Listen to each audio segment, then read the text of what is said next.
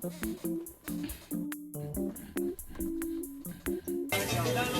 yo, what the fuck?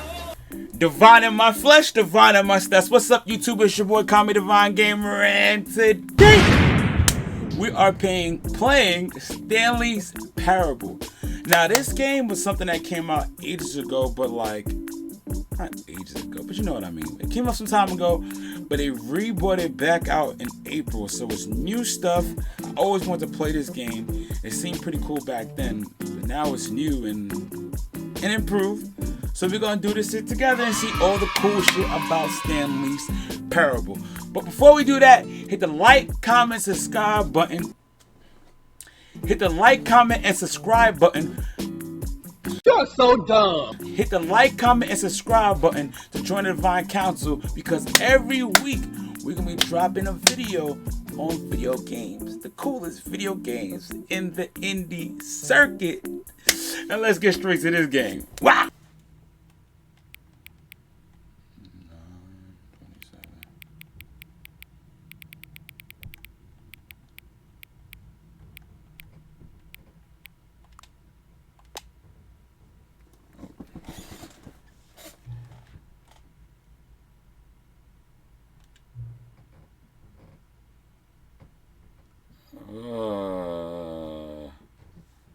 Okay.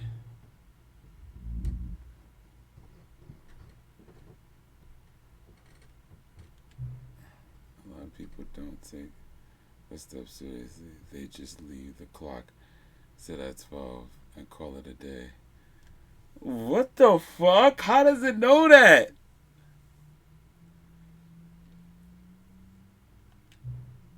But you actually taking the time to set the clock, and I appreciate that. That's how I know that you care about this experience. You're paying attention. I don't even have any way of knowing if this time you're sitting correct. Tell you what, I'll make you a deal. What the fuck? This game is mad. Alright, so earlier, my fucking... This game was fucking nuts. Earlier, the first footage of this game got deleted because of no audio was there. I fucked up. So I'm replaying it. So this is going to be the second time me playing it. But it remembers me doing it from the last time. Like, because it asks you, what time is it? And it remembers that I set the time correctly last time, because I do that. I like that. But it's fucking crazy that it's keeping up. But like, check this shit out. Let's see what's going on. Since you've been cooperative, next time you boot up the game and see this screen, just set the clock to your favorite time. Go ahead, pick whatever time you want, even if it's not correct time. You've earned it. Alright, I'll let you get back to the game now. That's crazy. Now, I'm kind of happy. I'm kind of happy that it happened. So now, next time we do this together, you're going to be able to see, we got to do that. This is the story of a man named Stanley. Stanley worked for a company in a big building where he was employee number 427. Employee number 427's job was simple. He sat at his desk in room 427 and he pushed buttons on a keyboard. Orders came to him through a monitor on his desk, telling him what buttons to push, how long to push them, and in what order. This is what employee 427 did every day of every month of every year.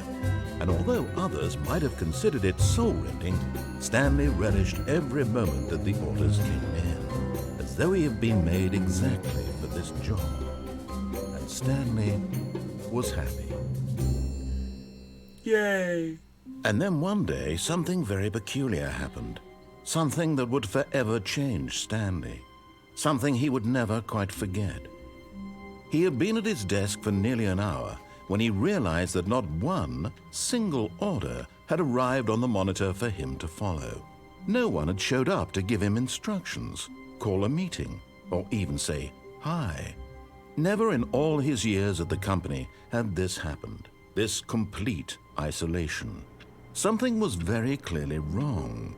Shocked, frozen solid, Stanley found himself unable to move for the longest time. But as he came to his wits and regained his senses, he got up from his desk and stepped out of his office. Oh, okay, yeah. I'm controlling the game now. This is it. Alright, cool. All of his co-workers were gone. What could it mean? Stanley decided to go to the meeting room. Perhaps he had simply missed a memo. I'm gonna try to play it like I did it the first time. When Stanley came to a set of 2 open doors, he entered the door on his left.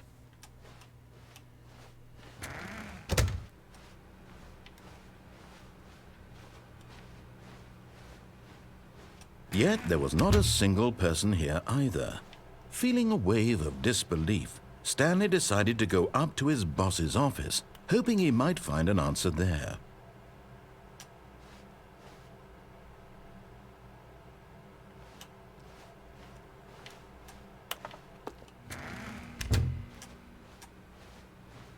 Coming to a staircase, Stanley walked upstairs to his boss's office. We're not gonna listen. You're going downstairs. But Stanley just couldn't do it. He considered the possibility of facing his boss, admitting he had left his post during work hours. He might be fired for that. And in such a competitive economy, why had he taken that risk?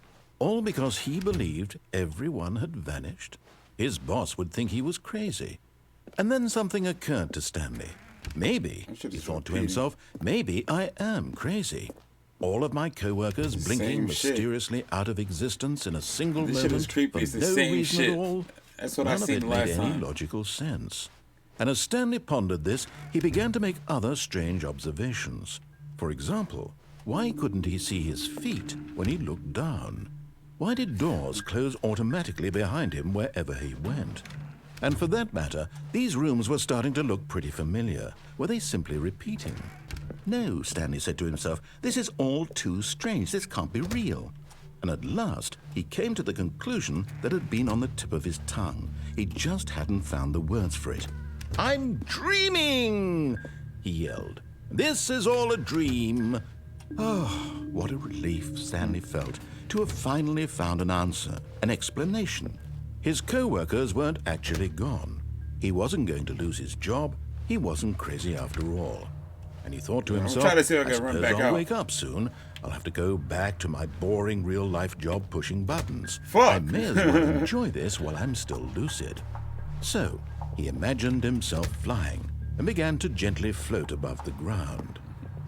Then he imagined himself soaring through space on a magical starfield, and it too appeared. It was so much fun, and Stanley marveled that he had still not woken up.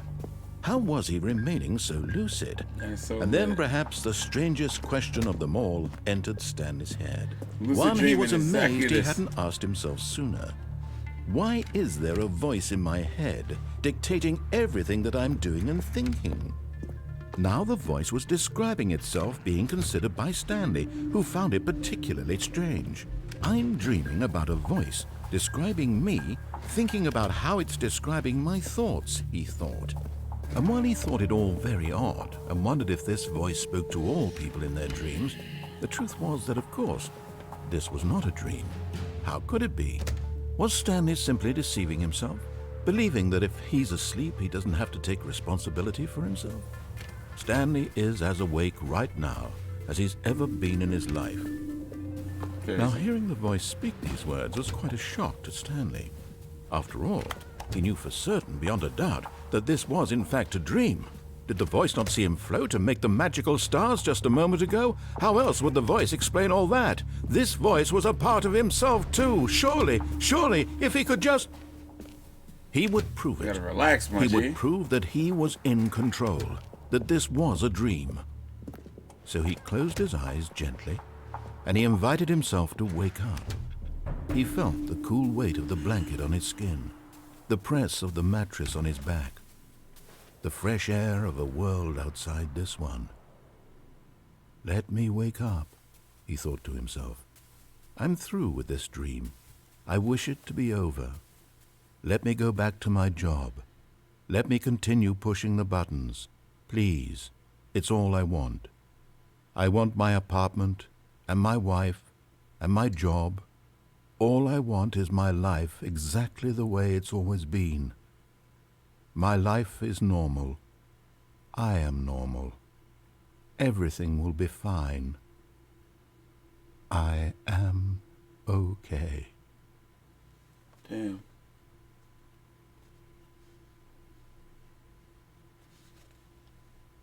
Okay. Stanley began screaming. Please, someone, wake me up. My name is Stanley.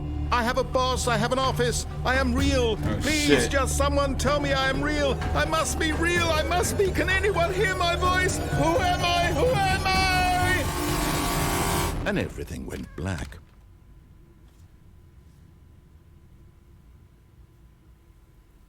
This is the story of a woman named Mariella. Mariella woke up on a day like any other. She arose, got dressed, gathered her belongings, and walked to her place of work. But on this particular day, her walk was interrupted by the body of a man who had stumbled through town talking and screaming to himself, and then collapsed dead on the sidewalk. And although she would soon turn to go call for an ambulance, for just a few brief moments she considered the strange man. He was obviously crazy, this much she knew. Everyone knows what crazy people look like. And in that moment, she thought to herself how lucky she was to be normal. I am sane.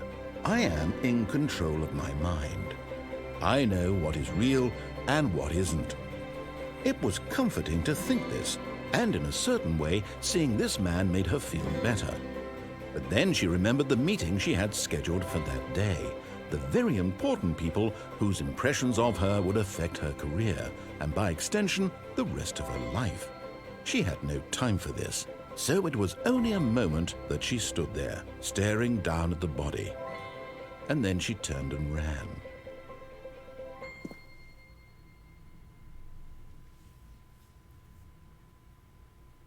Wow. And that's it. I seen it already. That's why you don't see too much reaction out of me. Because I have to redo this video. But it's all good. I ain't going for all cap on y'all. But this game is crazy. Can't wait to do the next video.